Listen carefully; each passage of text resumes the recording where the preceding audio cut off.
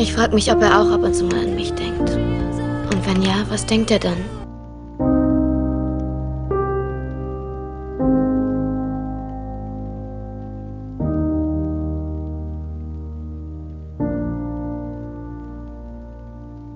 Ich war nicht da, als sich dein Herz neu verliebt hat und schrieb dir nie den Song, den du eigentlich verdient hast. Ich blieb nie auf, wenn du wach warst und war so damit beschäftigt, mich zu hassen, dass kein Platz war.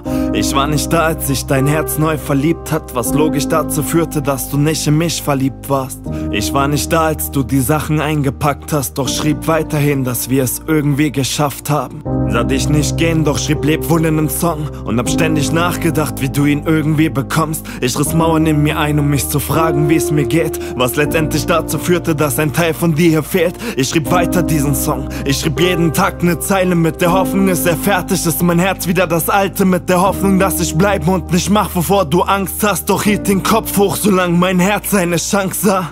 Ich war nicht da, wenn du geweint hast, das heißt, all die Tränen, die du geweint hast, waren allesamt einsam. Ich war nicht da, obwohl ich stets an deiner Seite stand, doch hatte nie die Kraft, um die Probleme wieder einzufangen. Hatte nie die Chance, um das zu kämpfen, was kaputt ging. Ich hatte nie die Chance, um das zu kämpfen, was mich umbringt. Ich hatte nie den Mut, um dir zu sagen, wie du fehlst. Und ich hatte nie den Mut, um dir zu beichten, was mich quält. Ich hatte nie die Chance, um dir zu zeigen, wie es mir geht, und nie die passenden Worte, um selbst das alles zu verstehen.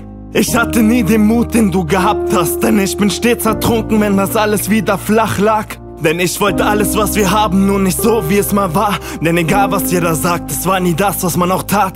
Wir beide haben gesagt, wir wollten kämpfen, doch letztendlich hat der Kampf unser Dasein nur beendet. Denn wir beide waren nie wirklich verliebt. Wenn man zurück darauf sieht, man nur verliebt in den Gedanken, dass es irgendjemand gibt. Wir schrieben 7,7 für die Tarnung unserer Zweckgemeinschaft, denn letztendlich hatten wir nur unseren Rap gemeinsam. Doch ist okay, ich versteh das. Probleme waren schon immer genug, damit man gehen kann. Probleme waren schon immer, was gezählt hat. Wieso das Gute sehen, wenn sich das Schlechte eingeprägt hat? Also sag, wie oft du noch da warst.